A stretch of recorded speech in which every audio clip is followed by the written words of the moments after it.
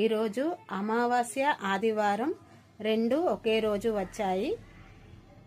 అందుకే ఈరోజు చేయకూడని పనులు, చేయవలసిన పనులు ఈ వీడియోలో చెప్తాను.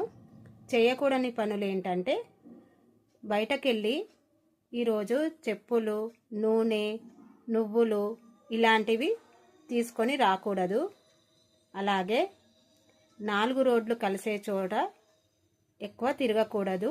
ఎందుకంటే అక్కడ దిష్టి తీసి అక్కడే పోస్తారు కాబట్టి అక్కడ అలా తిరగకూడదు.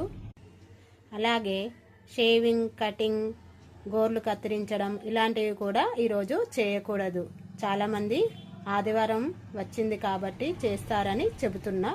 ఇలాంటివి చేయకూడదు. ఇక చేయవలసిన పనులు ఏంటంటే, మీకు పితృదోషాలు, గ్రహదోషాలు పోవాలంటే ఈరోజు కాకికి అన్నం పెట్టండి. మీ జీవితంలో ఉన్నటువంటి సమస్యలన్నీ తొలగిపోతాయి.